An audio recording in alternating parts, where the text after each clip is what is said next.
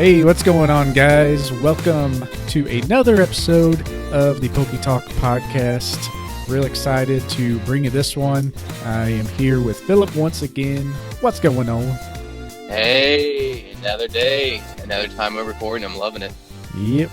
So we got a nice one for you today. Today we're going to be talking about graded versus raw. So graded cards versus raw cards. What that means for collecting, what does that mean when you're buying cards, selling cards, and kind of sharing some insight to our own methods and what we do ourselves. And we do want to touch a little bit on the influence that each grading company has in the hobby. A lot of new grading companies out there nowadays. And just kind of a little deep dive on all the grading. So another thing that we want to talk about, the last episode was really nice, really deep discussion. We might be leaning towards kind of doing like a layout or alternating those types of episodes in with our more informative ones. So maybe like a deep, more freelance discussion and then followed up by more info or specific topic related, such as this one. So something we're kind of dabbling with, but yeah, what you been up to since our last episode, Phillip? Well, I finally binged and completed Better Call Saul, and I went right into The Walking Dead, and I'm loving it. I got like 3 obsessions right now. It is Pokemon and The Walking Dead, the comics and the shows. So yeah, Nice. I'm loving life right now. I can't really complain. I like that, like when you find a nice show or nice something to watch. I watch a lot of YouTube, so I'll find a new YouTuber or a new series and just turn it on and do some organizing in my collection or do a deep dive on stuff. And those are the best nights. It usually happens for me like after 1 a.m. I'm just kind of in my own zone. Well, yeah, like for The Walking Dead, I actually watched that when it first aired, and I watched that pretty religiously until season 7. But that's when I just kind of, basically, I was playing too much Pokemon Go, Yeah. and I just, and before I know it, we're on the final season, and I would like to finish the comics. So, yeah, it's, I don't know, I've heard mixed things from my brother and other folks as the show progresses. So we'll see what happens. I'll have to be the judge of that. I watched it for sure the first 3 seasons, like pretty closely. And then maybe a season after that, and then they started kind of branching off on all these, different things and just kind of started to lose interest. And I think a lot of people did, but then it kind of came back a little bit. So pretty cool. They're actually finishing things. So maybe now it has a definitive end. Might have to go back and check it out or something.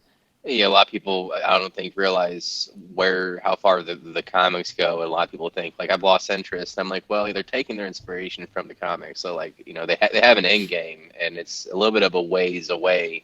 But, to each their own. The show is so emotionally intensive that I understand it's not for everybody because, geez. Yeah. I mean, if you've seen it, you know exactly what I mean. It can be draining, so. Yep, but that's kind of all we want to touch on for the intro. Should we hop in some news? Yeah. Let's go straight in the news. We got it's not really a strong news cycle, but one thing we have is more Dark Phantasma cards were revealed, and there's a pretty cool Gengar line. They have more sparkling cards. This one's of Gardevoir, so they are continuing that trend, and I think that's awesome of them. I already got my Greninja, my sparkling Greninja. It's in the mail. It's coming from Japan, so but yeah, I'm glad they're continuing these trend of sparkling cards because honestly, these are cards that I could see myself collecting, like the whole set, and I'm really really enjoying that they're starting off with some hangers too. Gardevoir, Greninja, Hawlucha, Heatran, and a few more of these cards from Phantasma. We're still waiting to see everything, obviously, but they got Hisuian Gudra and Hisuian Zoroark. I'm hoping that means that they're going to have alt arts. Yeah, could be. I'm hoping. Uh, Gudra is a low key personal favorite of mine. I was literally about to say that, but I didn't want to cut you off. I like He's so that. derpy. He's so He's like the Dragonite of the new gen, and he's probably one of my favorites. Like he's literally on my team in the Sun and Moon games, where like when I was going through those. So I like the second evolve form, kind of a little better than Gudra maybe. There's Gumi, and then I can't even remember the second form, but then yeah, Gudra. yeah. And Pokemon Go, I haven't evolved it yet all the way. I have the Gumi, but I have yet. Well, I mean, that's just usually how things are. I don't evolve things until they have a community day usually, but I feel like I'm going to be waiting a long time for that. But no, it's. I mean, he looks so sad. Yeah, Sliggoo is the second form. That's I it. kept I That's kept it. wanting to Yeah. say like Slugma. I'm like, no, Yeah. I couldn't get that out of my head. It was one of those times. But I like Sliggoo a lot, and then Guja's pretty cool, and he's pretty popular in the anime. I think doesn't he Yeah. featured a lot? Yeah. He's in. Which one was it? What was it? Journeys. He was like one of his. I don't. It might have been Kalos actually. Where he, you know how they have it with the show with Ash. Like it never fails. Let's get you this fully, or let's get you this Pokemon that's going to be awesome when it's fully evolved, and then after about halfway through, you decide it needs to be back home where it belongs or whatever. Yeah. And goodbye, goodbye. See you later. See you later. Yeah. You have more important things to do, and yeah, I mean, I understand it's like a plot device that allows like for room for growth with the character growth within each journey. So I get it, but it's just kind of lame because it's always the good Pokemon that it happens to. Like he did it with Greninja, Charizard, and Yeah. always the good ones. I think they kind of write them out to where they're kind of non-existent anymore, and so they leave it open to where they could come back somehow. Yeah, Yeah. I think they're bringing that back to Ash Greninja with the newer one, but I'm not really sure. I've only seen what they've had with Netflix. Like I don't go out of my way to stream it somewhere like the before it's translated. Usually, like with other shows, like with Naruto, I did that. Bleach, I did that. Dragon Ball Super, I did that. But don't really feel like doing that with Pokemon because it's fun to casually watch, but at the same Yeah. time, it's hard to give it a lot of your personal attention like that. For sure. Well, one other piece of news I wanted to talk about. Like you said, it's kind of a short news cycle, not much happening, but this has potential to be pretty big. We don't really know too much about it, but the Pokemon Company, who has been partnered with Millennium Printing Company for quite some time, I want to say 2015. Hmm. They actually bought the company. Pokemon Company bought Millennium Printing Company. So, interesting move. And, I think this is just North America side. And they're Yeah, based in one of the Carolinas and here in the U.S.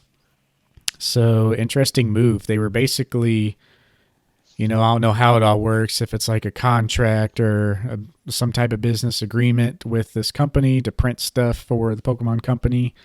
And that has been going on ever since 2015.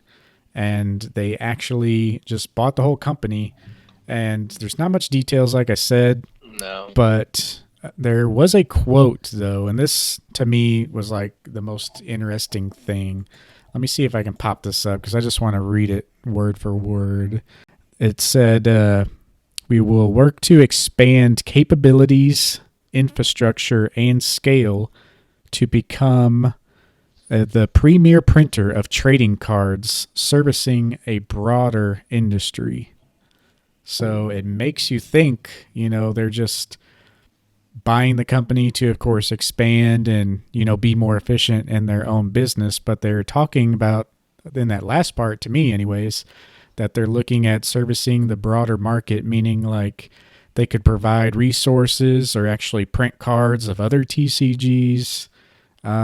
So that's kind of the part to me that has me most interested.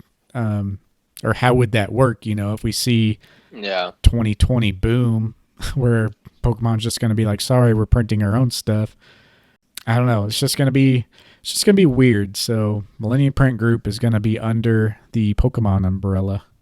It So definitely feels like I mean, there's a variety of reasons why they would go out and do this. I mean, they've been partners for long, and they probably work close enough to together. It's just I can't help but think like the Pokemon company is looking at a way to streamline all this. Like we're just going to absorb you because we can afford it. yeah, And you know, there might be some ancillary reasons, like they want other companies to cut them a check, I guess, to print their product. I mean, I guess that could be it, but that seems like more of like the cause and effect, not the main reasons. I do know there's been some whispers. I don't know how. I mean, I'm sure it's not all of it. It's also probably another ancillary reason, but I know there's been some leaks, and I'm wondering if maybe the Pokemon want to try to cut down on that a little bit. That would definitely make sense. But obviously, streamlining, like owning everything, the whole process, like it cheapens everything. yeah. Um, and they've already changed. Like we'll talk about this a little bit further in this episode, but they've already changed the stock when it comes to the English card. I wonder if maybe they're trying to actually bring that quality closer to the Japanese product. Maybe.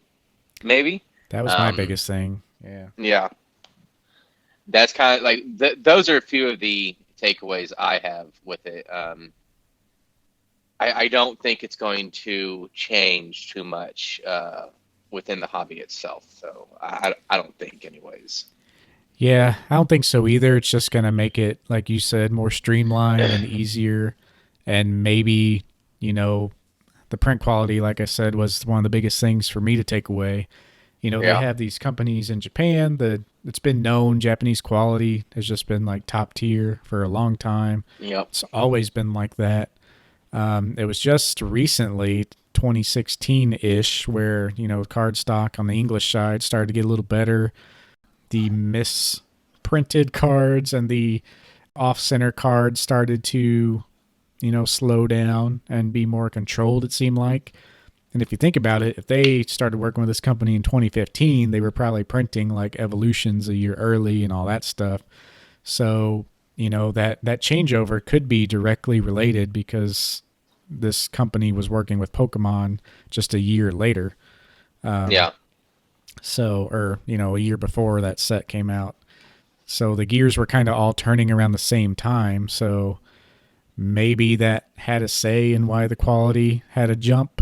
But now with Pokemon being overseeing, like basically seeing everything about the business and all the details, maybe they'll try to make it pretty even across the board, Japanese and English side. And, they could Yeah. coordinate whatever they get their supplies from, make sure all the supplies are the same source, and they could do all kinds of things on that end. I do know the quality. Go from 2020 going into 21, for example. Battle Styles. The quality was so atrocious whenever I bought that case of Battle Styles that it actually was one of the deciding factors to push me off English product for a long time. Yeah. And I still don't buy a lot of English product for that reason. It was just a nightmare. I would get some decent polls, and you look at it. Oh, this is probably OC. Like they cut so bad that I mean I pulled the secret rare. What was it? The golden Inteleon, and straight up, I think it can be classified as an air card. Yeah. And the thing was, it wasn't just that one. It was every single good card you pull was like that. And as a consumer, that is incredibly frustrating to see that quality. I understand, with all the extraneous factors going on, but I'm hoping that they are listening to their Western consumer base and be like, yeah, we are frustrated with the quality and of the product and what you're giving us, and then you see the Japanese quality and you see how much time and effort they put to make sure everything is spot on, Yeah. and it's just very, very, very frustrating. It really is. But then we're going to see more CGC 9.5s and people are just going to complain some more. Well, yeah, there's already a lot of we're already seeing more tens. I mean, not more tens because of CGC, but because of that stock change, I think it's having immediate effects within Yeah. the grading. But yeah, I don't know if it's related, to Japanese versus English or whatnot, but I just been generally seeing a trend on a lot of YouTube channels I watch, and they've been getting back a lot more CGC 10s, whereas like 2 3 months ago it was pretty rough waters for CGC returns on getting 10s. Like that's what. I've noticed this just in the last week, like even the last 4 days. I mean, there's been some good CGC returns out there on people who pretty frequently send out to both of the main grading companies. I'm not buying that just yet. I'm not either. Not. It's just a Yeah. weird that Yeah. I'm seeing it all at once. All at once. Yeah. I think it's just because of this AGC pop tool that was just released within the last month. So, Yeah. or the last, what, 15 days, 2 weeks. But yeah, no, And I think this Millennium print group would be interesting to pay attention to for down the line. Because usually when something like this happens, you don't really see it. You don't really see the results until like 6+ months later. That's how it was with the TCPI increased printing capacity. yeah. You heard about it, and then 9 months later, celebrations drop, and it's like, oh, all right, this all makes sense now. Yeah, and um, people are going to forget about it and yeah, yeah, it'll just be factored in. yeah. So, yeah, and maybe they'll get the supply issues more dialed in with that since they have direct numbers and they can maybe expand because they said basically, expand and do everything, be more efficient essentially and get bigger. Yeah. I'm sure also a part of the process is too is they were seeing. I mean, there's a lot of factors that were again going into the shortages of the cards, but I think they believe they can make it more efficient from top to bottom, from the cardboard going into the printers to the product being delivered to stores that you go and pick up. I think it's just a little bit of everything. There's factors here, there, that they think that they can do better than what they are doing. Yeah, for sure. Well, I think that'll about do it for the news. Yeah, not much happening, but that one thing Yeah. could be a pretty big one down the road. So we'll keep you updated on all that. But yeah, our main topic today is going to be grading versus raw, and just kind of general stuff that goes into thinking about graded cards and raw cards, and just kind of comparing the two. Um, Figured the best way would be to break this up into groups. We're going to talk about like what's it mean for the collector, what's it mean for the buyer, what's it mean for the seller, and then we'll kind of go into our personal experience, kind of tell you what we do, and then maybe hit on some more specific stuff after that, like how to find stuff on eBay, or does PSA have strong influence versus the other grading companies, or what does CGC's respect look like in today's market since they're kind of newer and stuff like that. So, yeah. What is your opinion, Phillip, on graded versus raw when it comes to collecting? Like, what do you see as like some of the upsides or downsides or negatives to graded and So raw in your collection? So, whenever I first came back into the hobby, I was enamored by the aspect of graded cars, by the prestige that it gave off, and that's obviously one of the first things I was going for. It's like, oh man, PSA 9, PSA 10, this card looks so cool. It's just all the colors from the cards, like you're just being, it's like a shiny object, and you're just like, whoa, Yeah. you're just everything was coming at me at once. But graded cards, I really like the allure of it as well. But as I began buying, I mean, I did buy a decent amount of graded cards in the beginning. I have a good size chunk of graded cards, and I obviously have several orders from CGC and PSA, so I have even now I have a little bit of an inventory of graded cards. But as I continue to collect, I started going more towards raw. And one of the factors was one for newer cards. A lot of times you can find product that is very similar to a 9 or a 10. I mean, 10 sometimes is a little bit of luck. I mean, with PSA, you can probably spot a 10, especially when it comes to modern product. Yeah. And I just saw it as saving money. Like, I'll buy this card near mint. Obviously, I'm going to look through the photos. I'll ask say if it's on eBay, I'll ask the seller for more photos. And if it looks good, I mean, you're still taking a chance because can't always be for sure. Because sometimes a deep scratch in just the right area is all that takes. You might not be able to see that. So there is a little bit of risk involved from buying raw, right? So I just began even cards like that I wanted slabbed. I was like, I'm just going to try to spot the best near mint card I can on eBay, and I'm going to buy raw. And the idea is to grade those myself. And there's a little something about the process. Like, you get your own cards, and then you get it graded, and it comes back, and it'll validate where you right with your judgment, where you wrong, till you get bad luck. I really, really think that for modern, you're probably like just me personally. I shouldn't tell anybody else what to do, but for me personally, I'm just going to buy raw for Yeah. modern product. Um, but there was some cards that I couldn't buy raw. Well, I could have bought raw, but it wasn't worth my time because I was trying to get a 10.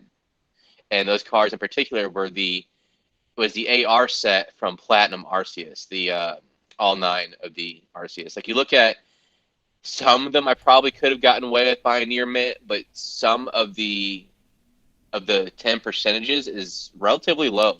It's like 20%. That was taking a lot of risks, especially for the AR4, which is the most difficult one to grade. It's the ice one for the Arceus, and I was looking at how the percentages, like pop reports, can be misleading. But the percentage is what I was going after. And I was like, you know what? I want this card. I would like to have the whole set in the 10 one day. So I'm just going to go ahead and buy the 10 with this card. And I don't regret that decision. And even now with the pop report, you look at it, and I mean, they haven't gone up very much more, and the percentages still stay the same. Yeah. So there are some cards you just kind of have to make that judgment call on. And then there's other cards where sometimes a 9 isn't too far off from the near mint card. Like, for example, the special delivery Pikachu. The 9 is like, what, 140, maybe 150? Yeah, not And too the bad. raw, yeah, and the raw is like 100, 115, 120. I mean, now sometimes you can get bad luck because we both know there's some print lines on those cards. So sometimes you do have to be careful. Like, it is taking a risk, but if you do what I just said, like, you look at the photos closely, you ask for more photos, and you're willing to take on that risk that you believe, like, you believe in yourself and you believe in your judgment. I mean, there's no reason to buy the mint card if the 9 is basically the same as Yeah. like the cost difference is negligible. So you might as well go with the graded 9 in that one, if that's what you want. Now, say if you're collecting like a binder copy of all sorts of Pikachu promos, then you probably just want to buy the raw copy. And then it comes to vintage, which is another different aspect. I mean, for me, I want the binder sets. I'm not trying to buy everything near mint when it comes to vintage, which is becoming harder to come by, especially anything Shadowless or First Edition. And even, I mean, Unlimited, you can still find near mint in, but it seems like even that's becoming a little bit more difficult in certain tiers because everybody's sending it off to be graded. Yeah. um, but yeah, there's, for me, if it's newer, I'll go raw. If it's older, I'll go raw unless it's of basically Komiya. Like, I do want first edition slabs of all of Komiya's art from the Neo. into well, the Neos were the only one that had first edition, but any ones that had first edition, I want slabbed, Yeah. and I'm not going to be buying those cards raw. Probably, I'm going to be buying them straight slabbed because it'll be more difficult to find cards that are PSA 9. Um, now, I mean, I will try to look, obviously. Like, you always want to do your research before you ever started to make purchases that, even if it's a smaller purchase, you always want to do your research to make sure you're not wasting money. You're not spending more than what you should. Because some of those Arceus I did buy during the hype, and they have fallen just a little bit. Luckily, it's not significant, but still, it does happen. Yeah. Uh, but if you're buying vintage, like unlimited base, you're not going to have the head issue anytime soon. So, Yeah. Yeah. I think, ultimately everything we're talking about is going to come down to what you want, but trying to like neglect that for more informational purposes. But yeah, yeah, I think your Arceus cards are a perfect example. You wanted the 10 and you paid up for the 10s, but that card, it's kind of in a set where not many people were collecting. I was collecting with like two other people that I knew total, aside from like the five YouTubers that were pretty decent size on YouTube doing stuff. It was kind of a dead zone or forgotten zone of Pokemon, so print runs weren't that big. But the biggest thing is that those cards, being not so many out there, a lot of people didn't grade back then, especially those cards. And so there's not many graded. And you might look, well, it was just a slow time for Pokemon. Over time, a lot more of those cards are going to be graded, which, yeah, it might be true, but you're dealing with the fact that a lot of people don't have those cards. And on top of that, if they do, they haven't been graded for like 10 plus years. So, or whenever the sets came out. So it's very unlikely that those cards are going to go up. Whereas, like, base set, so many people have base set, those numbers are going to keep climbing. And granted, they're 20, 25 years old. The quality on some of those, you're going to hit nines and tens very rarely, but just the mass quantity of that, there's going to be a few diamonds in the rough per se. Whereas like the Arceus cards, there's that quality might be out there, but the quantity is just not existent to anything close to that level. yeah, and So I'm looking at all the numbers here, and I mean the AR1, which isn't surprising, has the highest percentage. That one's or not AR1, but AR1 and 8. They're more darker by background, so that's not surprising that those have a higher rate of tens. But I'm looking at them all right now. I mean, they're less than 25%, yeah, 20%. And as you mentioned, like I mean, nobody thought these cards would be worth anything. Nobody, because this was during the time where Pokemon still wasn't even graded, wasn't exactly like first edition Charizard. It wasn't exactly outrageous prices still. Nobody thought any of this would be money. So that when it comes to condition, especially tens in this case, that's something where it is going to be difficult in obtaining a 10 because yeah, as you have people with their binder copies or maybe they were, I mean, all it takes is just one wrong nick, right?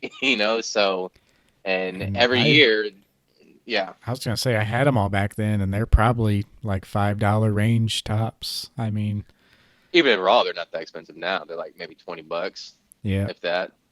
yeah, like mint top of line quality. I mean, $5 or less back in the day, like $60 or $50 got you the whole set in like mint condition that would be grade worthy, but people still didn't grade them.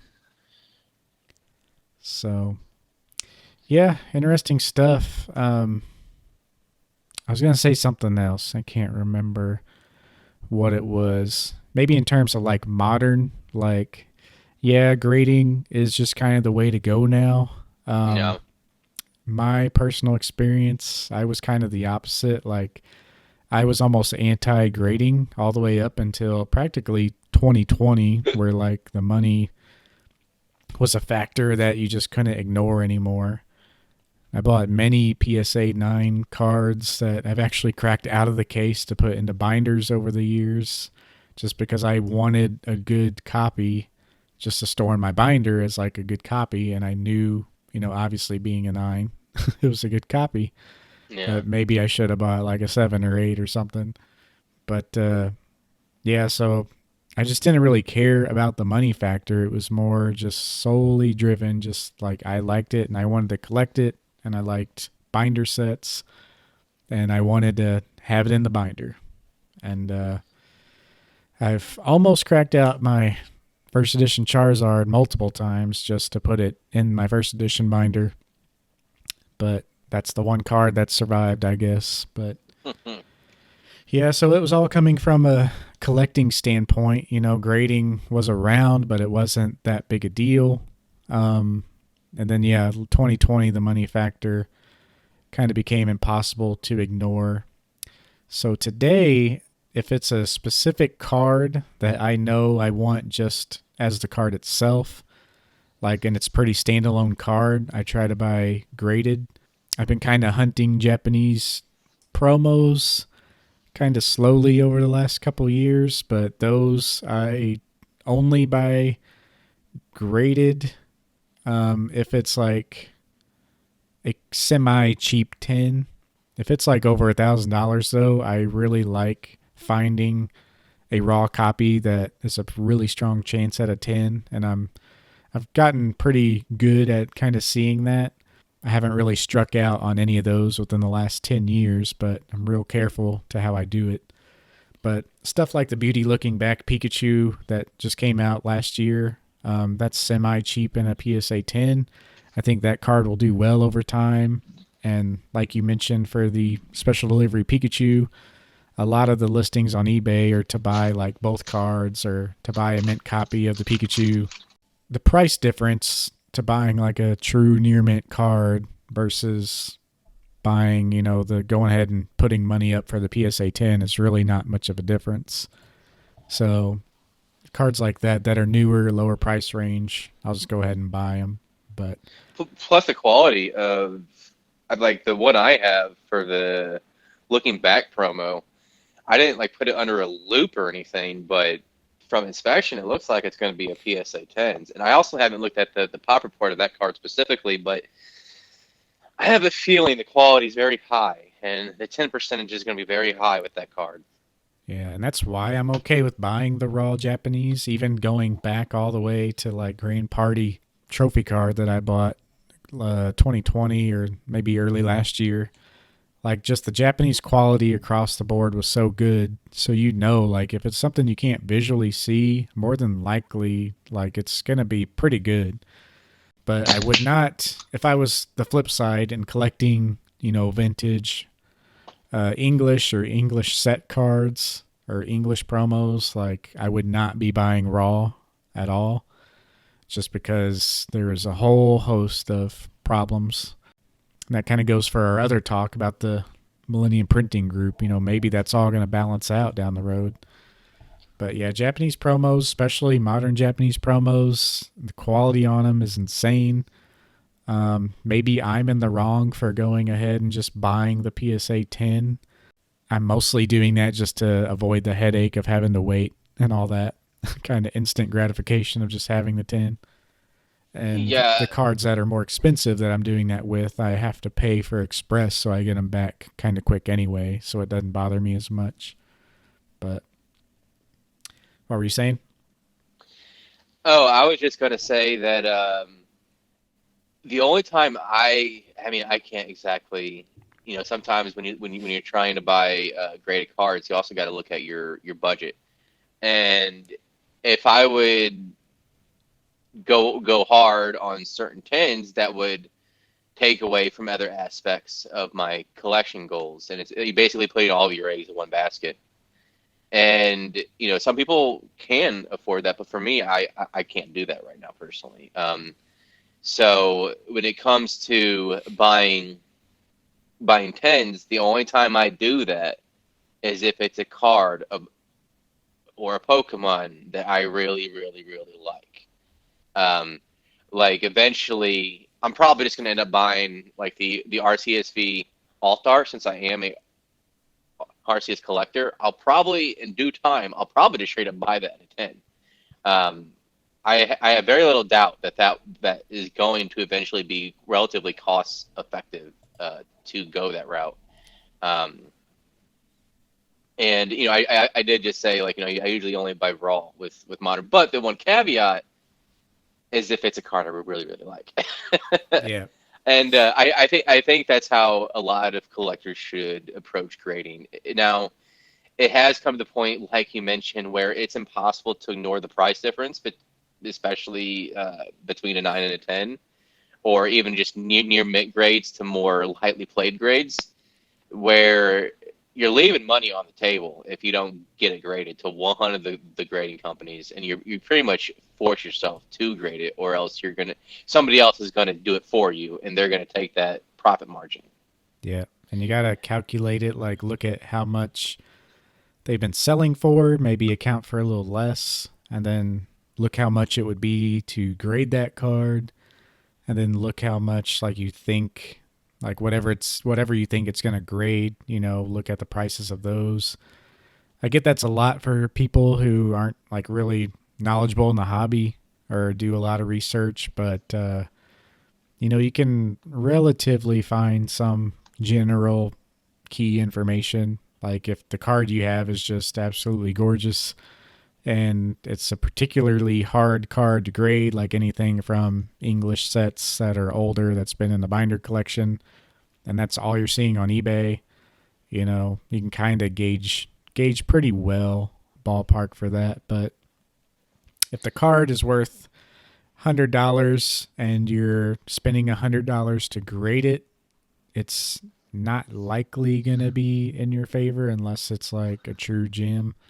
So if you're paying like 100% of the card's value in grading, like, you got to really kind of know your stuff to find out if that stuff is worth it. Whereas like, you're paying $100 to get a $1,000 card graded, and it's like a no brainer because it's a rare card or like a lot of people want it. Um, it makes more sense. You're only paying like 10% of the card's value to get it graded. But Yeah, don't be the guy that I saw on FB. It was more than just one that expressed to BGS the McDonald promos of the Kanto starters, of the Hollow promos from last year. Yeah, he expressed them to BGS, each one. yep, And that's rough. I felt, part of me felt bad for the guy because the guy just wasted a lot of money because he thought he would make a quick buck. Um, but I also honestly just died of laughter. I really did. Yeah. And there, Like it's you're met with people with, you know, maybe they're just trying to do what they think is cool, but there's so many like greedy factors on stuff like that. You just he was can't help trying to but be first to laugh. market. Yeah, he was trying to be first to market, and he was hoping for those tens. I mean, it might have worked if he got a 10, but he didn't. He got all nines, 9.5s, unfortunately. Which with the McDonald's cards, I mean, they printed so much of those that shouldn't be a surprise. And I Yeah. remember the person. We also remember the person that was shill bidding to get that one up to like the one McDonald's PSA 10 to like 14,000 or something like that. Yeah. Um, but yeah, Yeah, stuff like that. The Pikachu at peak was what, $60 and then quickly became 40 and then even less and less and less. And then you're paying express to grade that. You're already paying more than the card's worth. And then so that should be the first red flag to be like, all right, what am I doing? And then you should think of how easy it was for you to get that card just driving to the hmm closest McDonald's. How many McDonald's are there in the US? Like, that's a ridiculous amount of McDonald's, and they all have these Pokemon cards, and everyone's doing exactly what you're doing and driving every McDonald's, buying the cards. Like, you just got to think about that stuff. And do not buy, this is just a general rule when not talking about grading, even, but just do not buy modern cards, like right when they come out, it's kind of the Yeah. same factor. If you're like buying packs and buying boxes or whatever, opening them up on opening day, like whatever, that's different. You're having fun doing that. You're experiencing something new. But if you're looking to build a set, don't go searching like release day and start buying up the cards unless you really like genuinely don't really care about losing money. Almost every single card that is released in a new set, it's going to be rock bottom maybe 3 months later.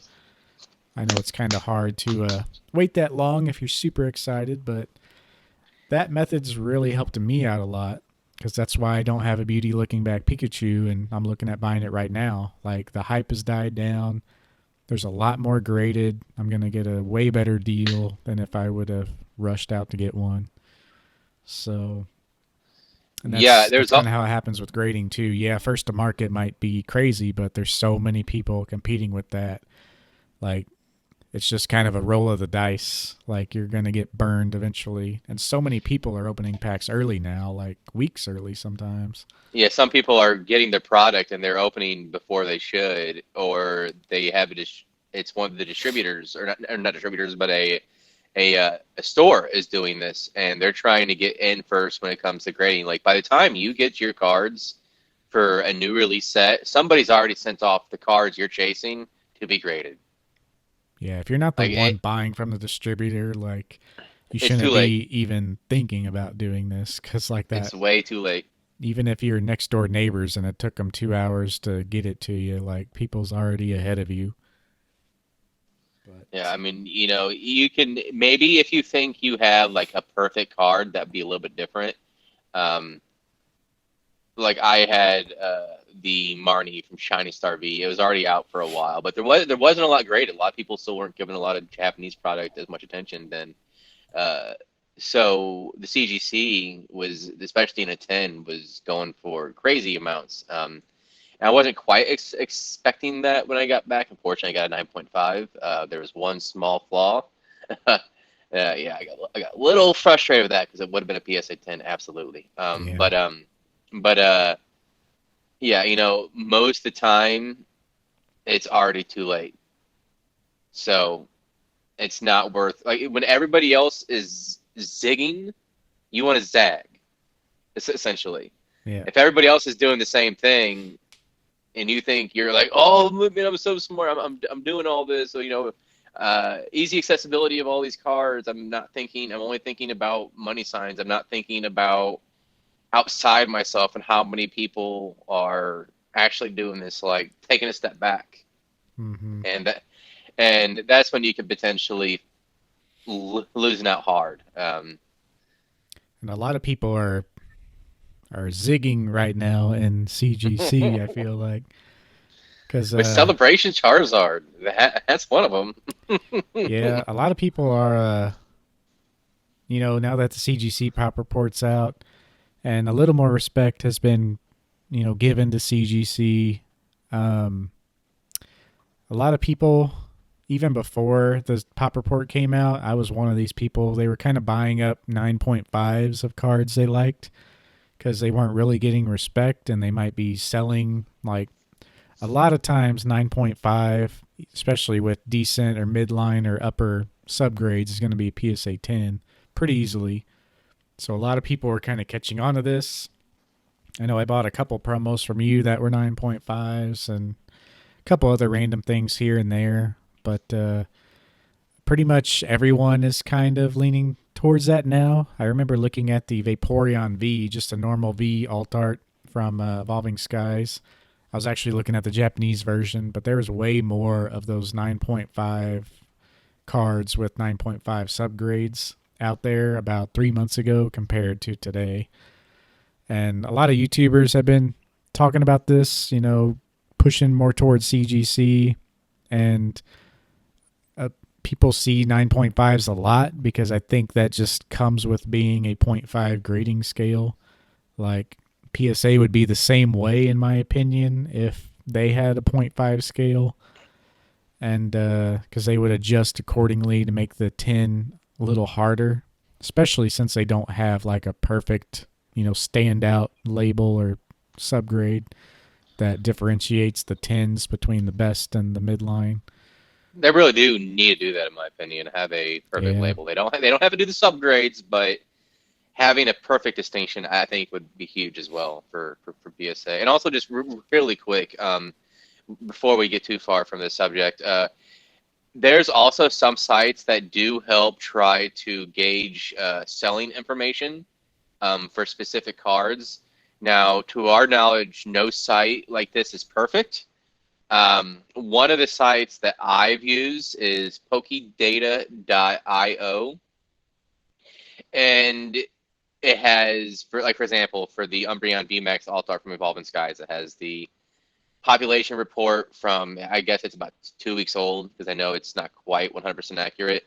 And the prices, it has, PSA 10, 9, 8, and 7 sold. It just goes on.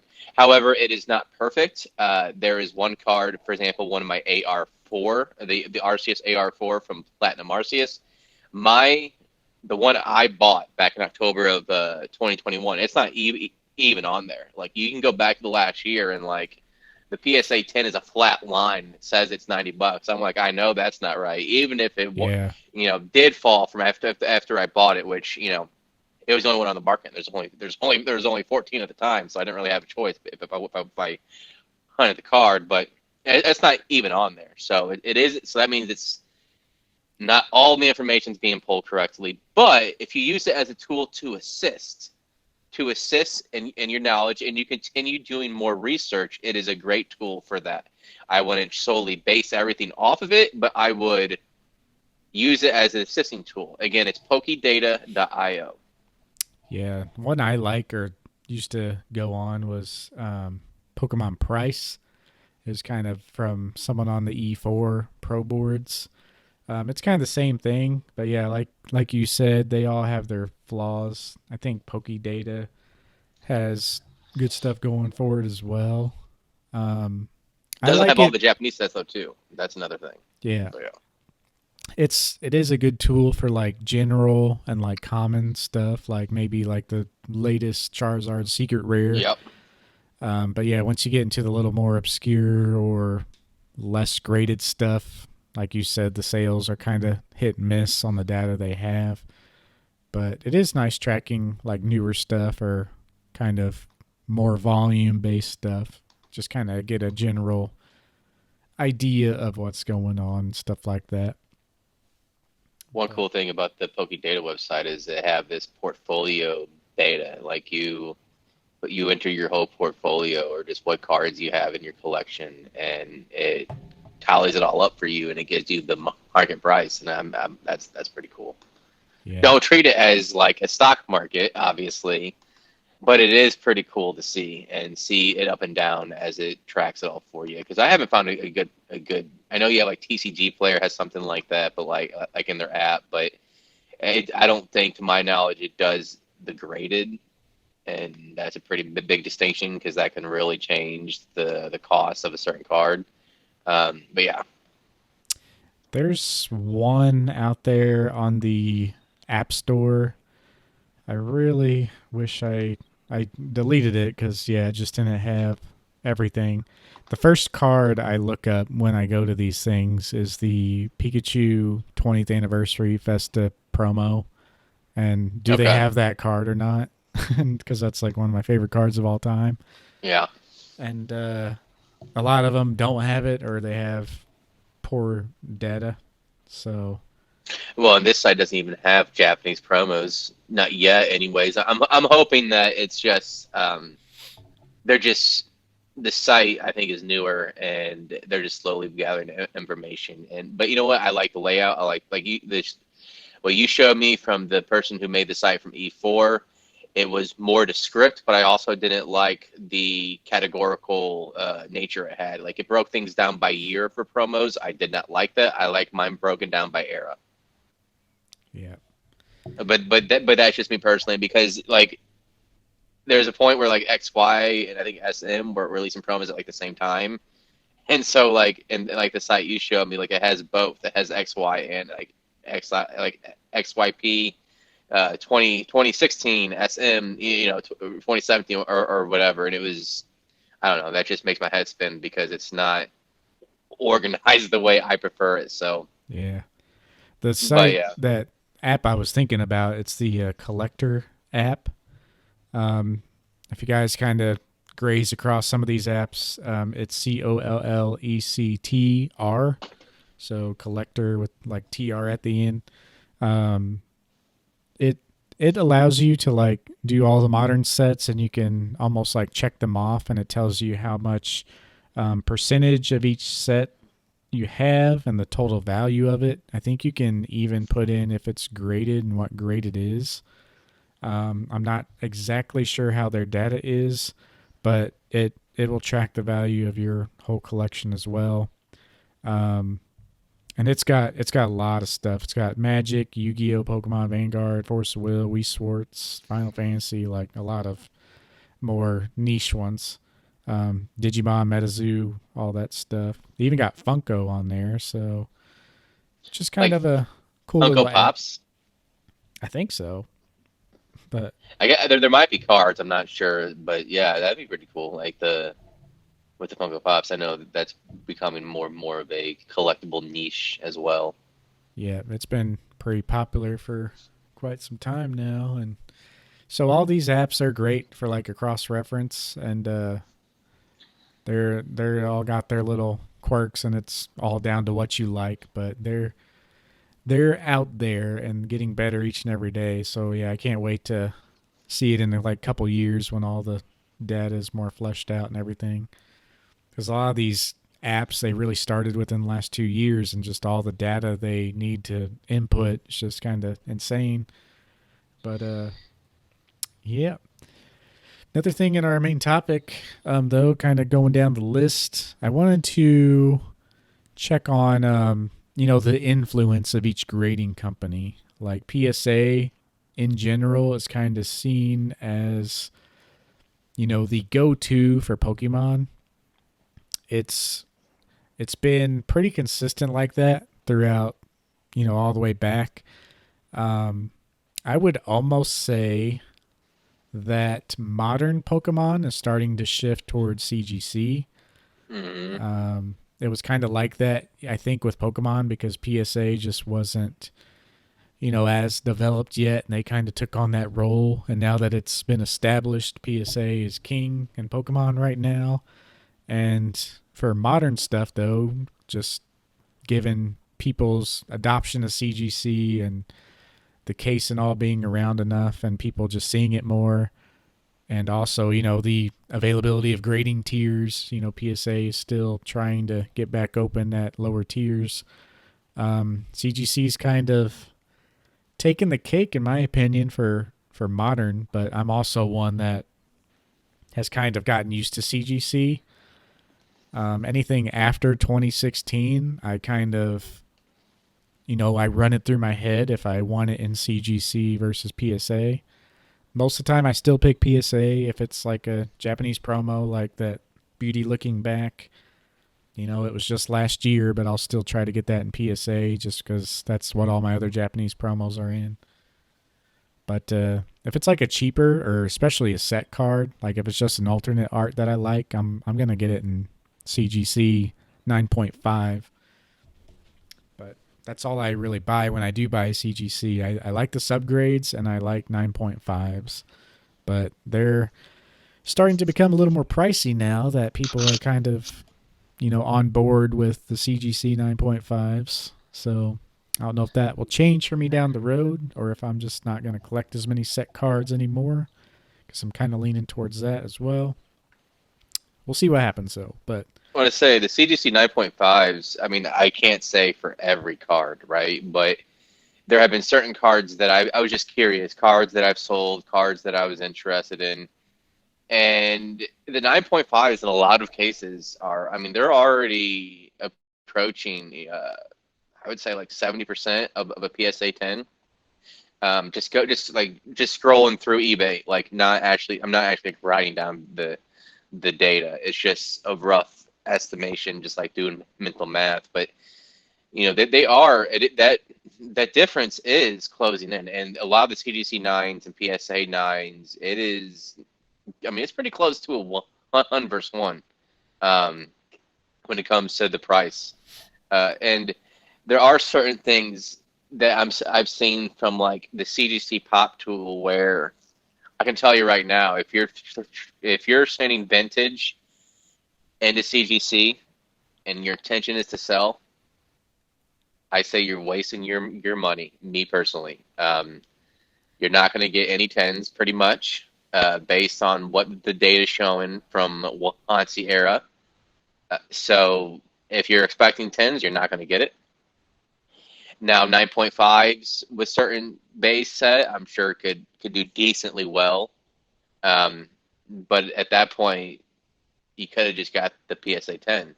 I mean, I'm going to say most 9.5s, but a good percentage of 9.5s would translate to a PSA 10. I mean, you're just leaving money on the table. Like there's like what one 9.5 first edition Charizard. Like, Yeah. I mean, I would just resend that into PSA. Yeah, that'd be the So only way I would do it. I would buy the 9.5s to like crack them open or just send her straight to CD or PSA yeah, in my opinion. And not dogging on CGC, it's just no, like, not at all. that's just how people see it right now. And maybe people will be cracking out PSA 9s, strong PSA 9s to try to get the 9.5 CGC, but that'll be risky too because they're kind of so strict. But I do like the grading scale, kind of how it is. A lot of people have been kind of giving CGC hate because of the 9.5s and their rare 10. But I mean, if you think about it, like people see PSA as giving out, 10s pretty regularly now if you got somewhat decent card. So if you take that PSA 10 population and like split it up like 70% PSA 9.5 and then the rest of them PSA 10, like you'd have the same problem. And it's also kind of skewed because people, you know, it, it's more I guess the best way to explain this is like it's more skewed because all modern and all like the grading volume right now, a lot of that is going to CGC and a lot of it is modern. So of course we're going to see a lot of 9s and 9.5s. So it's almost like the market's being flooded with 9.5s. And in a way it kind of is. But if you took that same grading volume and sent it to BGS, I mean, you'd kind of be in the same boat. If you took all that grading volume and sent it to PSA and PSA was on a zero point 0.5 grading scale, I think you'd be in the same boat there as well. It's just the fact that CGC, it's getting the most eyes, it's getting the most cards graded right now in that modern tier. And we're just seeing it a lot more. And, in way of social media, you know, one person getting a return back, they might have a video on it and it gets 10,000 views. That's 10,000 eyes seeing the same, what they think is a problem because the guy making the video got a lot of 9.5s. But I think it's skewed in that way a little bit. I kind of like it how it is now. I do think the CGC 9.5s need a little more respect. And I'm for most cards, which I haven't really checked this lately, but the 9.5s were even at best the same price as a lot of PSA 9s. I mean, sometimes they were even below PSA 9 price. And I think that is kind of messed up. Like, I think the PSA 9s should be slightly below the CGC 9.5s, in my opinion. But I think in due time, that's kind of how it will be. So that's why a lot of people right now are buying up CGC 9.5s and we're already seeing them creep up just because that exact reason. Yeah, and CGC tens are difficult to get, and those like we mentioned how with PSA 10 you can really do pretty well in judging for yourself if it's going to be a 10 or not. With CGC's more strict parameters, that's a more difficult thing to do. And that's why you almost have to buy just a C to C10 because I mean, sometimes it's just a luck of the draw if you will get a 10 or not. Yeah. And trying to gauge that by your eye, I mean, you could have a damn good eye, but that won't matter. If there's something that you think shouldn't be counted against it, that they will. Like I had a card with Marnie. I didn't think it was a ink dot that was on the border of the card, and I got hit with a 9.5 surface. Yeah. Was it 9.5 surface, 9.5 edges, and tens on the other two. So, and because of that, I got the 9.5. Yeah. So I think that, PSA is more consistent money, like with hitting more yeah, tens. yeah, And CGC though, if you hit that 10, it might not be as consistent, but it's a big swing on the upside. And yeah, everything that I just said could be applied to BGS as well. Hit a black label, you're going to be making some money. yeah. It's also a little bit of a luck of the draw for Black Label, right? I mean, you can probably guess or judge a Black Label. I mean, just same thing with the perfect CGC 10. You notice one thing. That's it. It's a 9.5 immediately. Or it might not even be a 10 because of that one minor. It might even be a flaw. It wasn't even a flaw from you. It would be from the factory, and it might just be a small little whitening. You can barely even see it. And like, okay, it's a 9.5. That's something you might not be able to ascertain from pictures on eBay or somewhere like that. Yeah, for sure. It's just going to be really interesting how it all plays out here in the next few years. Like I said, 2 years, like let's say 2 years from now, PSA's got some more tiers open, and CGC's kind of in the same boat. I think CGC 9.5 will kind of creep up a little bit. Um, just look at BGS nowadays. Like a 9.5 BGS is considered, really good. Granted, though, they are dealing with more vintage stuff, whereas CGC's modern. So that's another reason why people are thinking the CGCs are flooding the 9.5s, just because you just got a way bigger sample size. Nobody's sending in these giant orders in the BGS right now unless it's almost like they're grading like just key iconic cards, you know. But Well, I definitely think people are being more wise about what they're sending off because the value isn't there, or it isn't there from what it was in 2020. Now that could lead to a variety of factors, but CGC is picking up the slack that has been caused from the PSA backlog. It is going to be very interesting to see what happens when PSA lowers their tiers and what that will mean for the other grading companies. Because whether you like PSA or not, kind of everything is dictated right now around that backlog when it comes to the market, the grading market. Because once that gets cleared out, they start lowering their bulk and economy tiers. There's a lot of people that have probably hundreds, thousands of cards that are just waiting to send to PSA the moment that they open.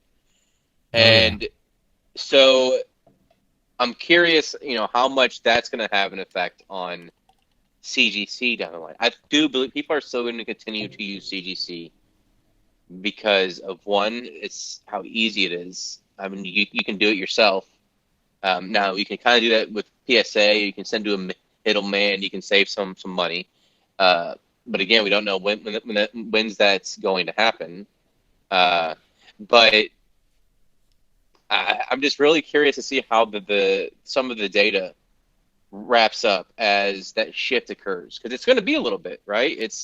yeah, I mean, I'm keeping track of the numbers pretty well for like the full Umbreon DMAX. I mean, PSA is approaching 1,000, and whereas CGC it's like 600. mm-hmm.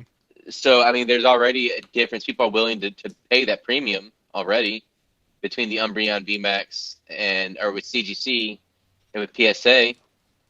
Like it won't. I'll have to see like the exact fee. I know for the bulk tier it's like $25, and max value is like 25. So was it maybe 50 cards, 40 bucks to grade right now for that tier for for the All-Star Umbreon, whereas you're paying 100 minimum that doesn't even include shipping. Yeah.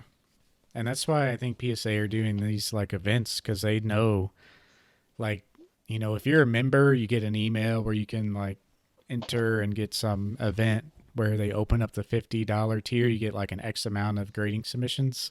They're testing the waters because they know they're going to be flooded again. Each tier they Yep. open, it's just a new gate. They're going deeper in the layers. Um, but it's really cool. I think, they've been doing this $50 tier for quite some time now. And when they go to a collector's event, they give out some vouchers for that. This is like the second or third time they send out like a wave of emails. So they're like, I think they're sending out the email, like testing the waters and then getting the cards back out. So it's good that they're like testing it that way, slow and methodical. But now that they know, they can keep up with the $100 Express and Super Express, they'll keep doing these $50 events until they know they can keep up with the $50 and then finally open it. And then they'll start hopefully moving down the line even further. But gonna be interesting how it all plays itself out over the next couple of years for sure. Yeah, this whole aspect of with grading with the PSA backlog and its effect and what's going to happen when it opens up.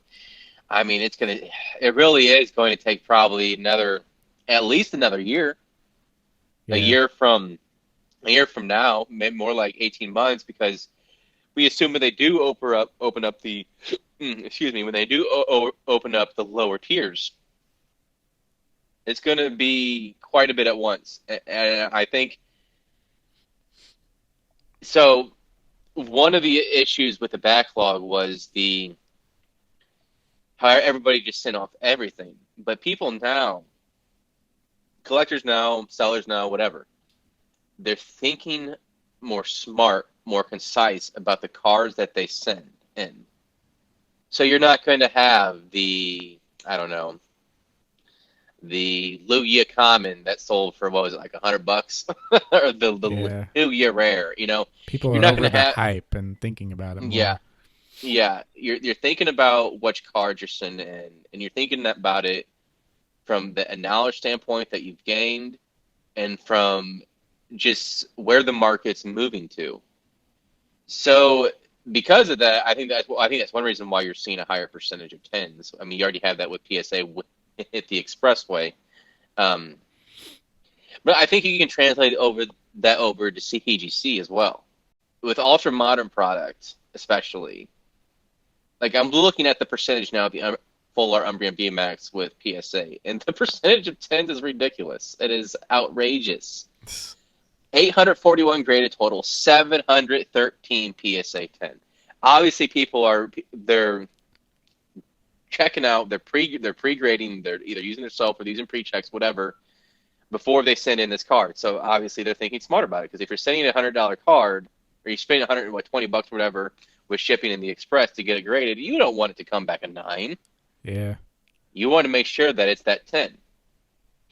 And I mean, that's one of the misleading aspects of with pop reports. But I just think that's a whole other thing right there, is with ultra modern PSA's tens is almost ridiculous. Like yeah. there's enough tens that the tens aren't going to be that expensive for these newer sets. I mean, after about a year and a half in. Uh, I and think I stuff think will get that's tighter. Like people won't be sending in as much, like you said, and the hmm numbers will tighten down. And I think it'll kind of balance out. But yeah, you got to be thinking about that when more tiers open. Like the $50 tier opens today. Like, what are people going to be sending in? It's probably everything that you're thinking about sending in as well. And what is that? It's like the VMAX alt arts, the V alt arts from like key Pokemon, like all these sets like Eevee Heroes or Evolving celebrations. Skies, Celebrations, like yeah, the alt arts especially the ones that don't quite bust through 500 or push $1,000, like all those are going to be sent in. So you're going to see some inflation of the supply there. You just got to think ahead with all that stuff. But many things out there, many options to kind of navigate. And kind of going back to our grading and raw talk, like that's, I think most people nowadays are just kind of shifting to raw just for all those reasons we explained. You know, it's kind of easy for me because I was always a binder collector and stuff like that. But now I'm leaning more towards grading because I'm starting to chase very specific cards. And you were kind of the opposite, I feel like. You were chasing specific cards, and now you're kind of sliding to like the binder collector. So we kind of flip Yeah. flopped almost in a way. And I think that's like in your case, like that's what a lot of people are doing now. Like I'm only not doing that because I kind of was always like that and kind of completed most of my binder stuff or my binder goals.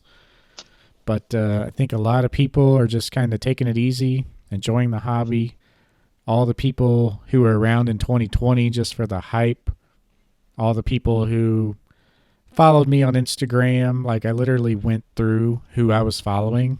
And if they hadn't made a post since 2020 or January 2021, I unfollowed a lot of those people because they were literally just people who were like in on the hype and were so into Pokemon, posting every single day, and like just kind of fell off the face of the earth.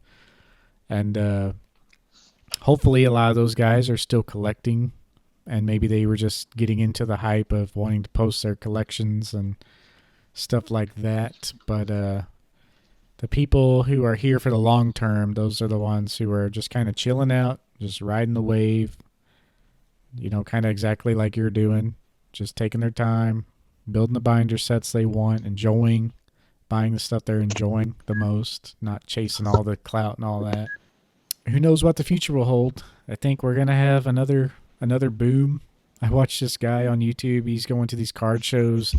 It's a sports card collecting channel, and a lot of the sports collecting channels are big on like card shows and going around and doing videos on them. And almost every person they interact with who has a child, they ask like, "Oh, what do you collect?" 90% of the time, it's Pokemon. And literally just watched a video last night. Guy walked up. Oh, he watches you a lot on YouTube. We collect baseball and all that. And oh, what's your favorite thing to collect? And was still Pokemon. Like these kids were watching sports channels, but they still like to collect Pokemon. So it's gonna be around a long time, and their nostalgia when they grow older is gonna be these last 2 years that we had. So that's gonna be That's what why they this want. era this era is going to be very notable down the line because of that. Yeah. This era is going to have a lot of nostalgia for even amongst the adults, not just the kids. I can't tell you how often I'm seeing, again, anecdotal, but I'm sure it's not an exception to the rule.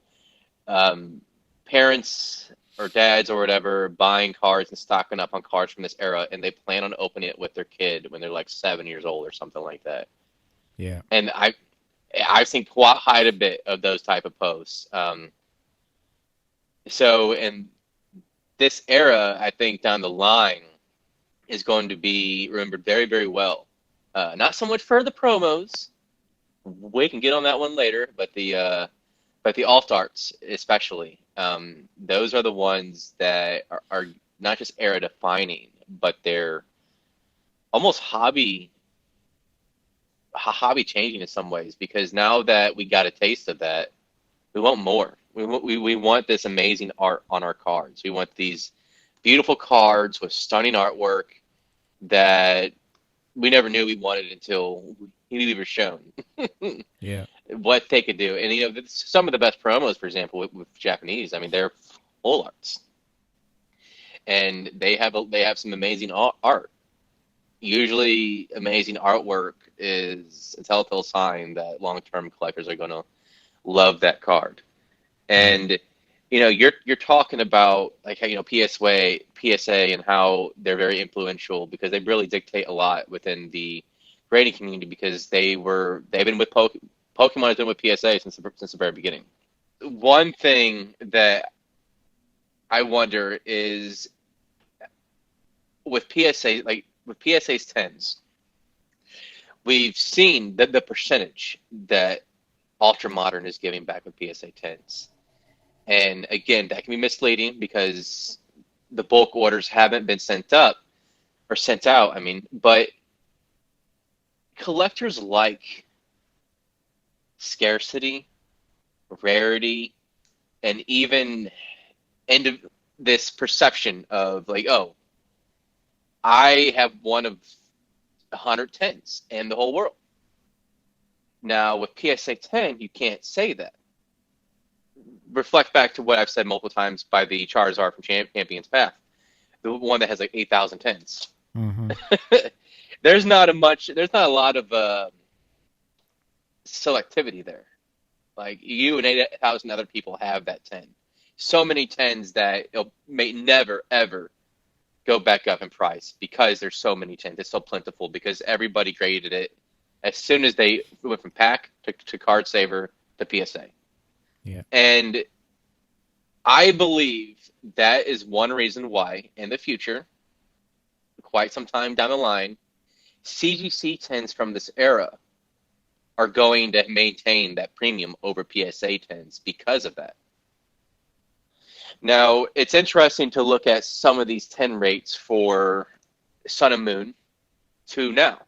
Some, is that why some might say, is that, there might be more 10s of CGC? I'm not sold on that yet. That's anecdotal. We don't have evidence of that.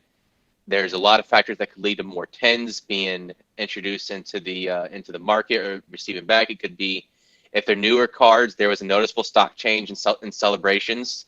Quality has become better with these sets. They are no longer abysmal like it was from Battle Styles. Mm-hmm. So those two factors alone, and then the other factor we've already mentioned with people being more selective about what they're saying in the grade. Now, there is obviously not quite as much CGC 10s for the more popular sets, the easily accessible sets right now for Ultra Modern that includes Celebrations and Evolving Skies. But it's not impossible. Like the percentage is somewhere between like 3 and 10%. The older the set, the worse it is usually. But because they are feasible and there is less of them, I do believe down the line they will have more value, partially because of that in this era. There's how many people are grading with CGC exclusively right now because of PSA's cost per card factor. We're going to have a lot of cards, some might consider even junk slabs from this era, graded that people aren't going to grade with PSA. But it's not even, I mean, you have the premier cards of each set are still going to PSA. But the ratio, the difference between the two isn't exactly crazy anymore. Yeah. I think, like, what you said about Champion's Path, like, I want the shiny version, the Charizard V, not necessarily the V Max, because I don't think it looks as good. But I still want to get a shiny Charizard V from Champion's Path.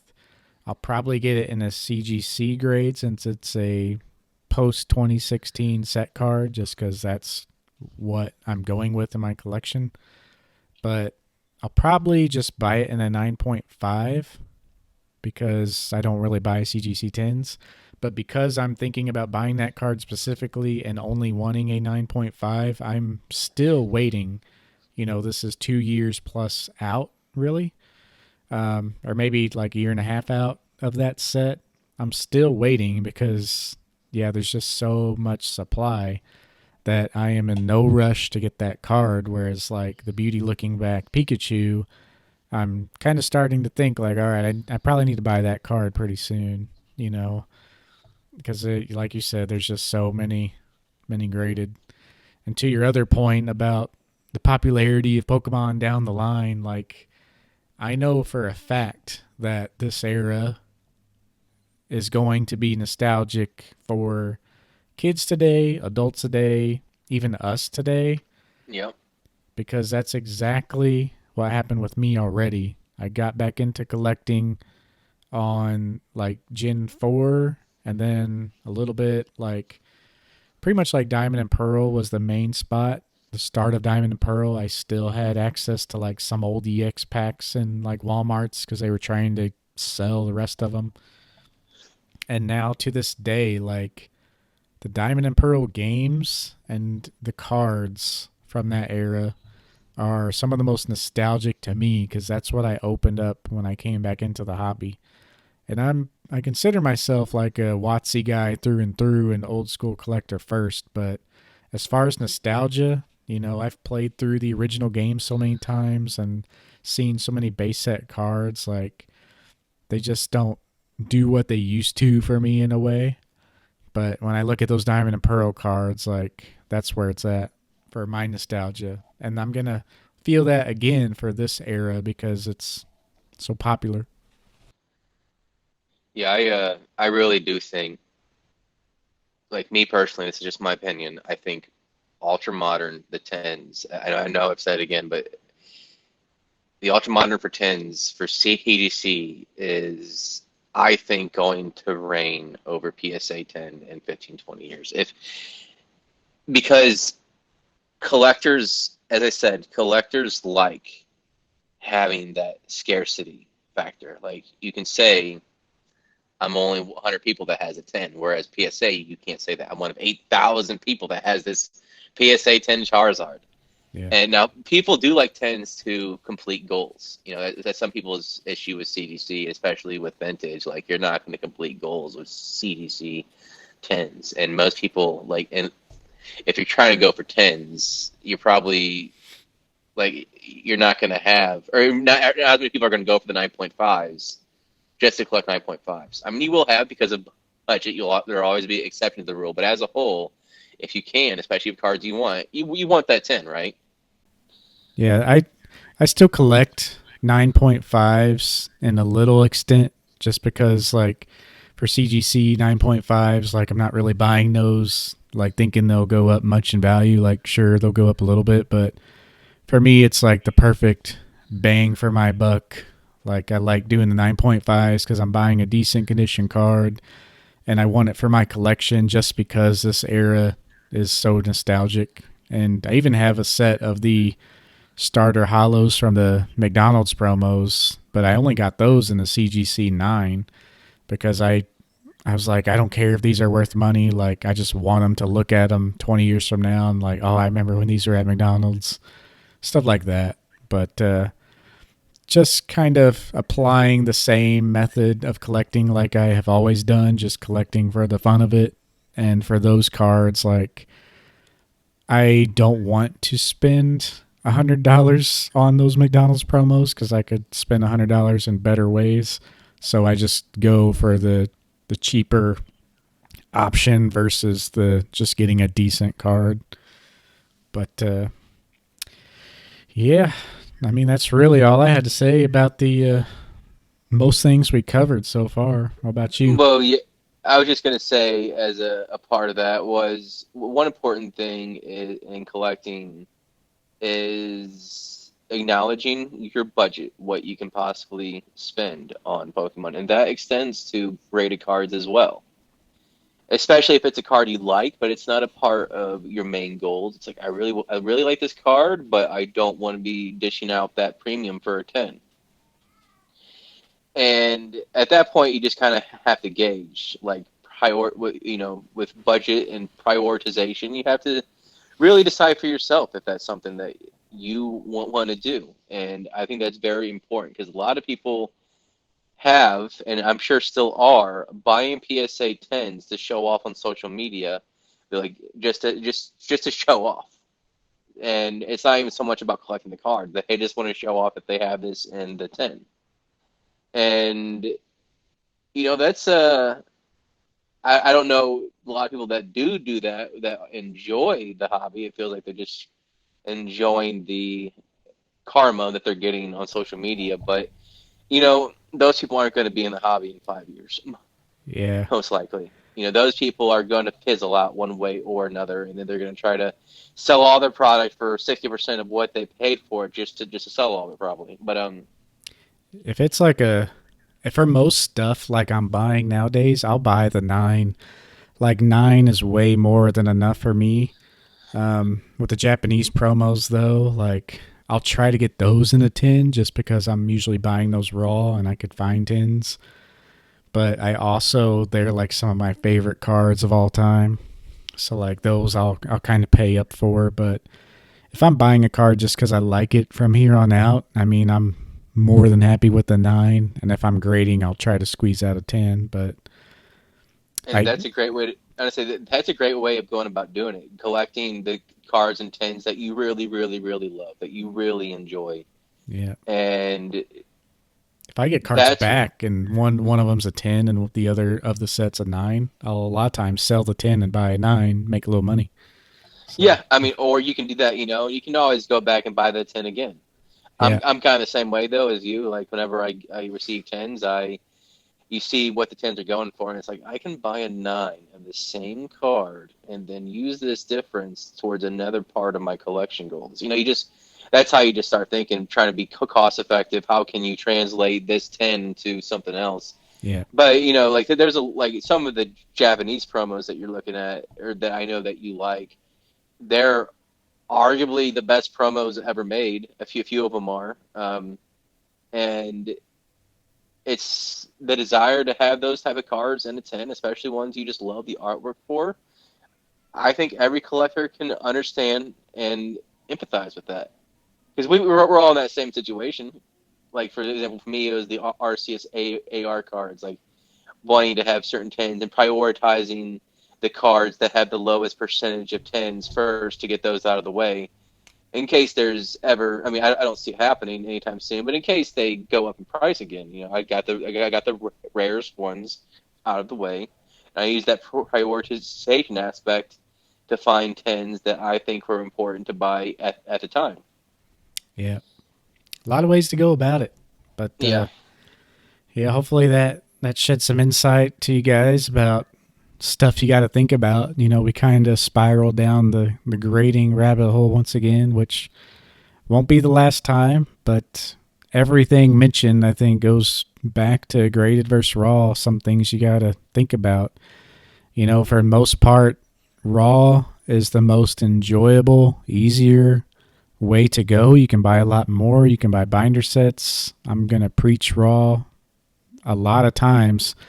But when you think about grading, you got to think about all these factors that we just mentioned. But that's kind of where the hobby's going now. It's about what your collection's worth or the quality of the card, and you really truly only know that when it's graded.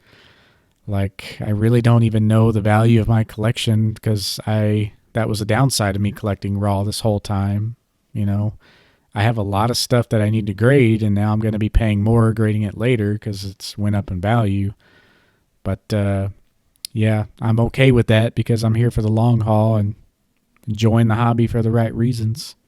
So And with I was that, just you gonna want to? say, Oh, go well, I ahead. just, yeah, I just say that. So we just say one more thing with PSA. They have a niche within the sports community. Obviously, they're king in the sports uh, hobby as well. But one thing that CGC has done to increase their niche within the market and the industry is they grade.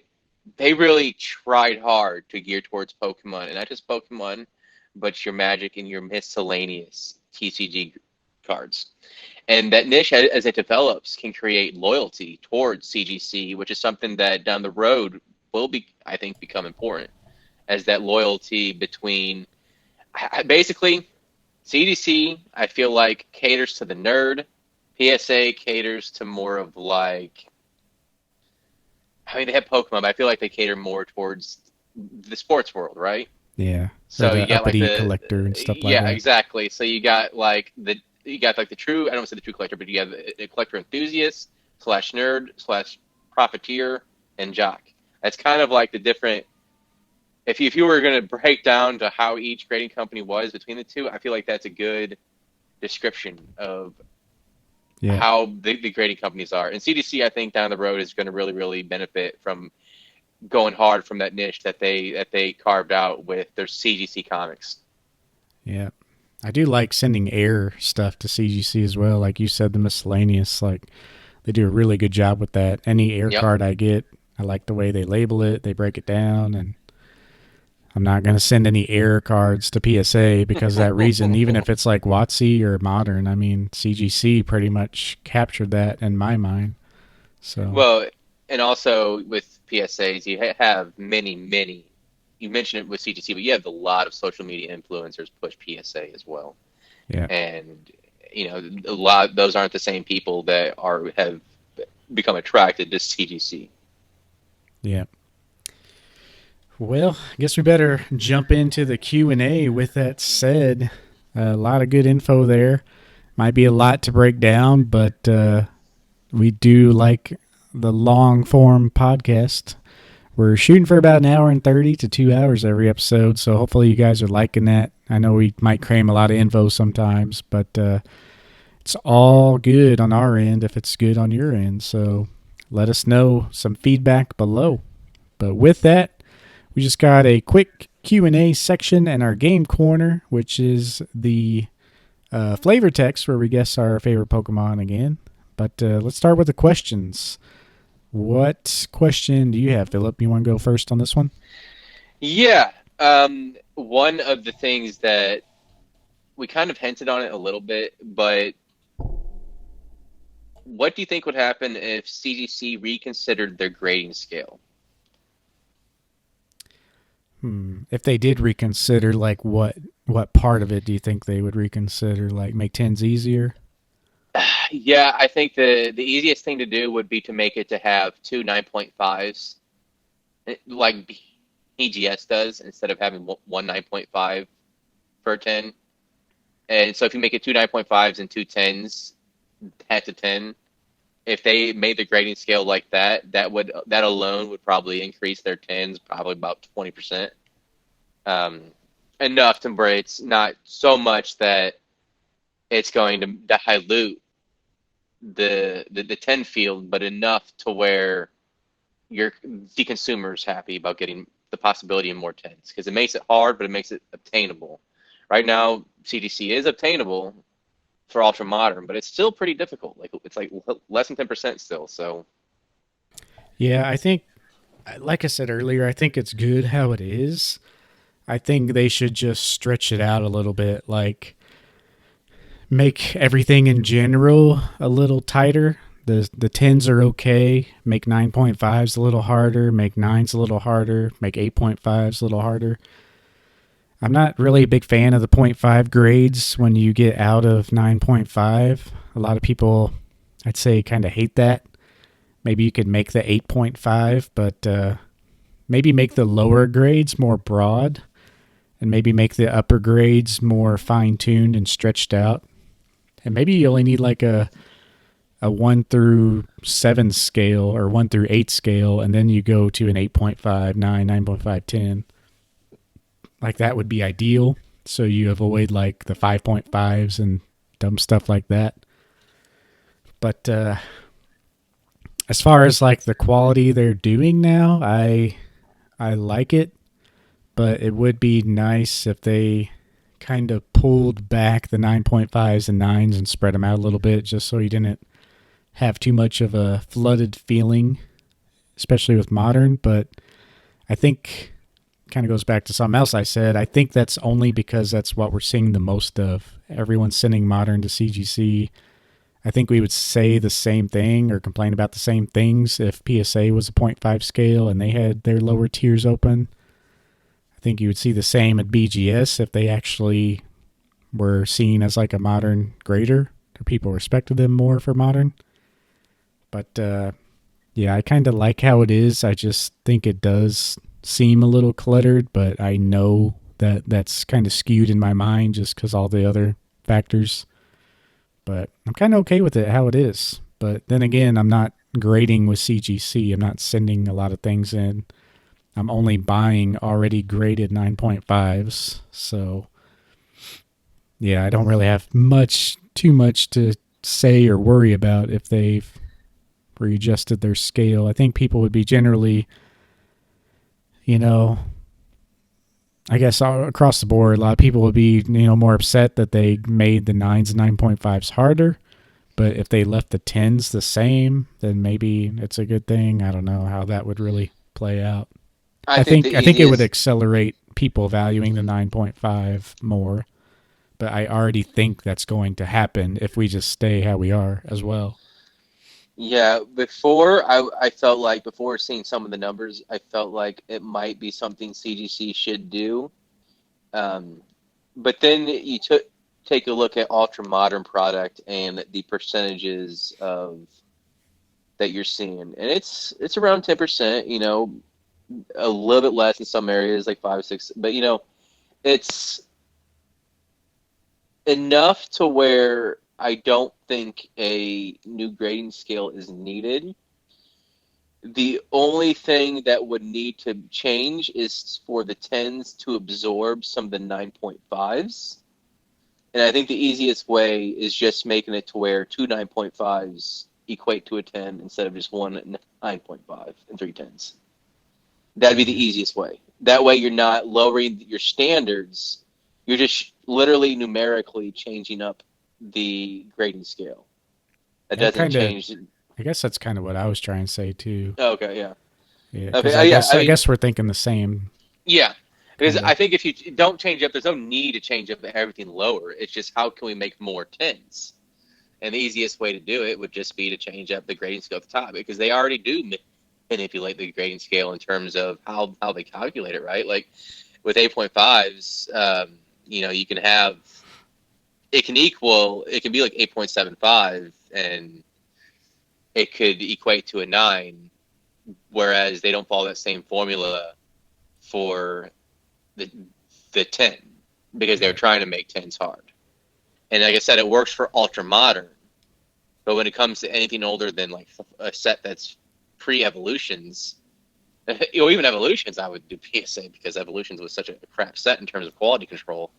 But it's just it comes down to, are you trying to make consumers happy, or are you trying to become a staple within the hobby? It's just where do you go from here? And I think if they were going to do it, they need to do it ASAP or just run with it because if they don't do it soon, then you got more and more cars that are in the that have been graded, and then you got more and more customers that could be upset. Yeah. I think they should just run with it and maybe also implement it a little bit, like be a little more lenient on the 10s, maybe a little more stricter on the 9, maybe stricter to get into that category, but more lenient versus like the 9.5 and the 10s or something like that. Yeah, But anyway, my question was, given the Pokemon buying the Millennium printing company, um, what do you think their influence would be in like Magic or Yu-Gi-Oh? Because they hinted to serve the broader industry. What do you think them buying that company means for Magic or Yu-Gi-Oh? Like anything who might not be secondarily evolved.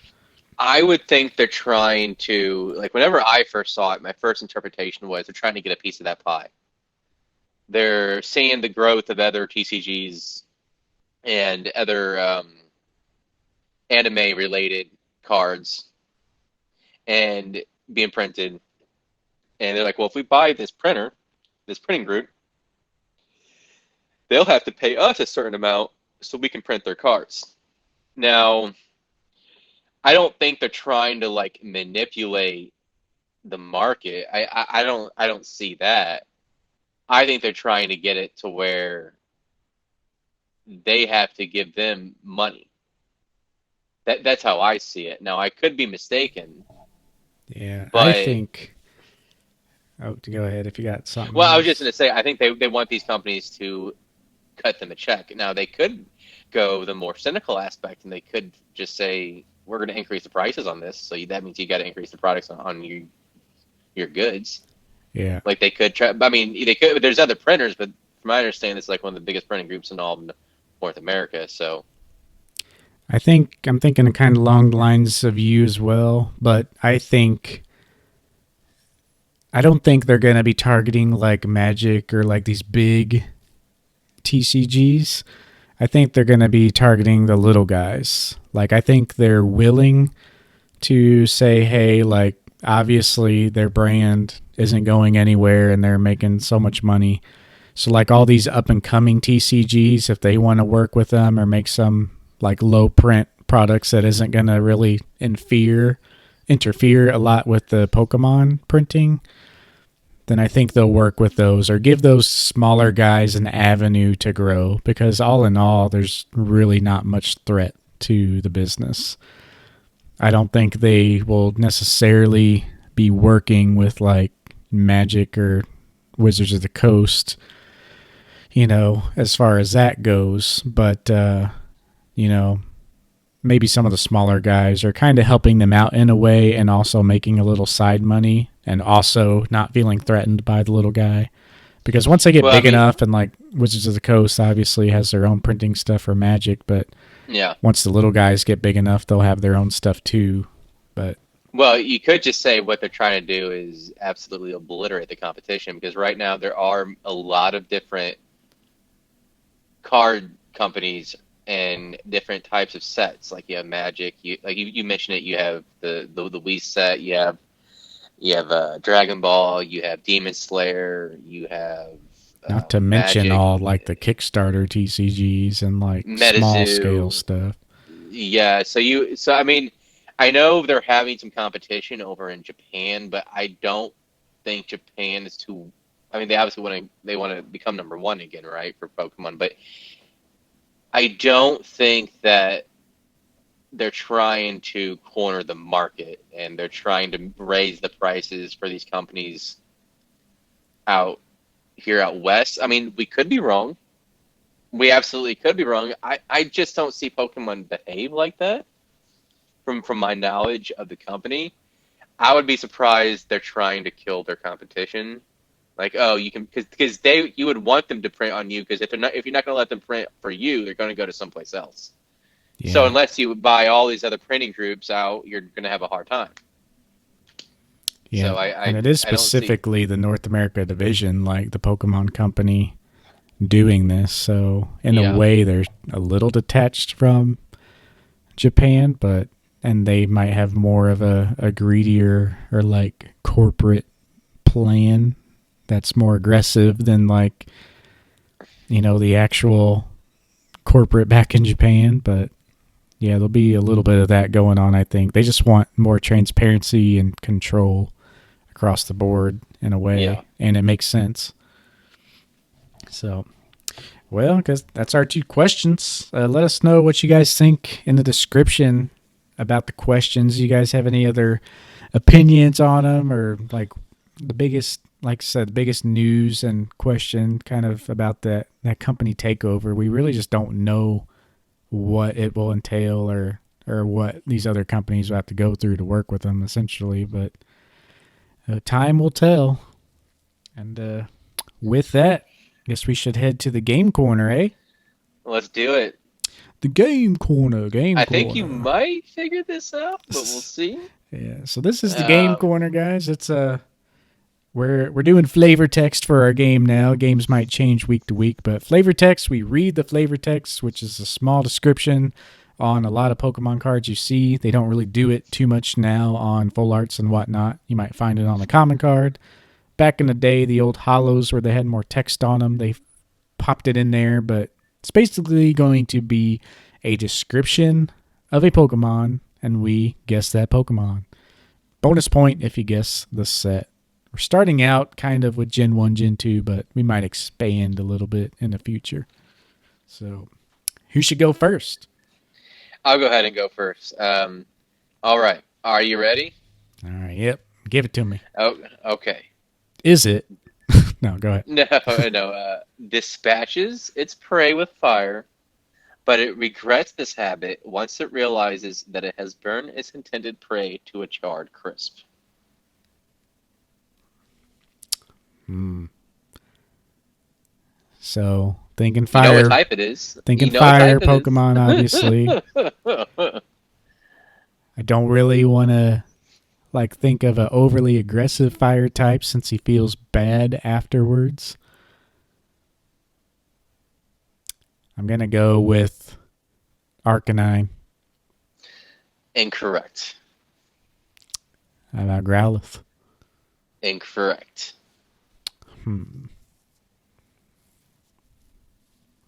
Kind of want to say Magmar, but I feel like he wouldn't care if they were burnt to a crisp.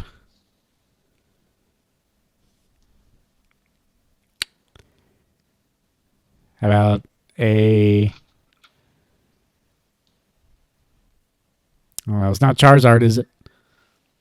No, it isn't. Maybe give me one more little hint. You've seen this card in person before. Okay, I guess that's not really a good hint. So I've seen a lot. Okay. It's a. How about this? It's in Brilliant Stars. I'm just going to go ahead and say the set. Is it the Magmar? Yes, it is. I know it's a He's, Magmar art that we were yeah, talking about. From Shinji Kanda, an artist, an up and coming artist. That was his first card, and we really love his work, and we can't wait to see more of it. Especially, I can't wait to see alt arts from this guy because I think they're going to be incredible, and they are going to fetch a pretty penny because the artwork might be some of the best artwork that we've seen in a long time. Nice. I should have just said Magmar. I wouldn't think Magmar would be a Pokemon to feel bad. He's kind of like the tough guy. If you think about from the anime, like from what they showed from the anime, he's always been kind of modest, though, right? I mean, you got to really think about this one. Kind of. You know, really, really break it down. But yeah. All right, you ready for mine? Yeah, we'll see if I get it. This one, it kind of gives away the type a little bit as well. Okay. Well, it says a couple things. It actually kind of gives 3 type hints, but you got to kind of piece it together. All right. So, the rain clouds it carries, let it fire thunderbolts at will. They say that it descended with lightning. Level 40. I don't know why they put that level on there, but what you got? First one that comes to mind for me is Zapdos. Is that a final answer? No.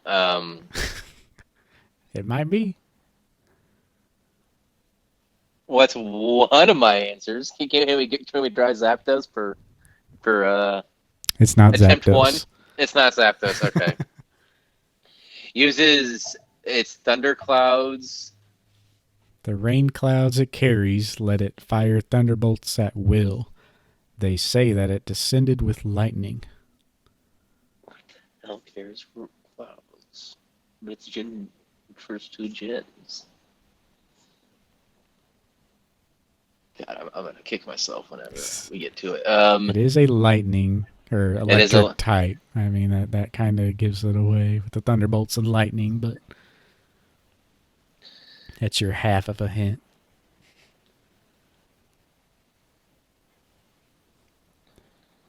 I got another hint that would really kind of narrow it down. Yeah, I guess we do one more, but it's starting to become a little too much. A little too easy, but yeah, he'll do one more. The full text is the rain clouds it carries, let it fire thunderbolts at will. They say that it descended with lightning. Level 40, number 243. Is that Raikou? It is Raikou. I would say 243 can only be a legendary if it's that in. Okay. Yeah, kind of the end of Gen 2. Yeah, that's why you left off that last bit, because that would have gave it away. Yeah. I knew it was a legendary, right? It had to have been a legendary with that that sort of vernacular. So very legendary type description. Yeah. But yep, Raikou, specifically from Neo Revelation, the one where he's like laying down and just I was about to say, off. yeah. Is it the chilling one? Yep. Yeah. Yep. Pretty cool chill card. But All right, and that yeah, pretty go ahead. much does it for the game corner. Um, Gonna wrap it up though. I hope you guys really enjoyed this episode. This one kind of being a little longer than I expected. I was expecting the one last week to be maybe one of our longer ones, but this one turned out to be pretty long as well. Um, might be our longest, but we'll try to let you guys know any updates with the news that we saw. Be sure to check out our link tree and our Instagram and our YouTube. Link tree will be in the description of the podcast on the YouTube video if you're watching over there. Be sure to check things out. Um, let's see. Got a couple notes. For the Just next wanted episode. yeah, yeah. Next episode. I did want to say though, this was kind of more of an info slash experience driven podcast, whereas like our last one was a serious, like deep discussion. What do you guys think of that layout? Do you like more of a like a free balling deep conversation, and then like the next episode being like more data driven or specific topic, and kind of alternating that way? Let us know what you guys think because next week's episode is going to kind of be more of like a free balling type conversation. And it is going to be about our Pokemon team, aka like our favorite Pokemon, and not just where we talk about why that Pokemon's cool. We're going to be kind of playing in a little market discussion into that by discussing why they're important to us, what they mean to the TCG, the anime, some of their iconic cards, how affordable they are, how they've been performing. So it's kind of a blanket term of like who is our top 6 Pokemon of all time, but we'll also do a little deep dive into each one. And I don't know about you, but this might be the one I'm most excited about. Just sitting back, talking about your favorite Pokemon. That's Yeah, kind of what the hobby engulfs in a way. yeah, I like to call it our Pokemon Team Six. You know, kind of like our Heal Team Six. You know, who would you have in battle? Who are some of your favorites? And there is something for one of my favorites that I don't see any YouTuber or even anybody in comments in Discord have ever suggested. One thing I've noticed with one of my favorite Pokemon and how it relates to the TCG, and don't think it's groundbreaking or it shouldn't be groundbreaking, but I think it's something to consider 15, 20 years down the road when collecting from today. It's just, again, it's a long time down the road, but hopefully you enjoy something I have to say about one of my favorite Pokemon. Yep. A lot of little kind of market speculation or future talk or, yeah, where we see those cards or those characters going is going to be all involved in there. So be sure to check us out. This is going to be 2 weeks from this upload date, which should be a Sunday. We usually record on Thursday, uploads on Sunday. And of course, being a bi-weekly podcast, we just try to really plan it out and get them as much quality info out there as we can. But yeah, guys, thank you all for watching, and we'll see you in the next one. Until next time, peace.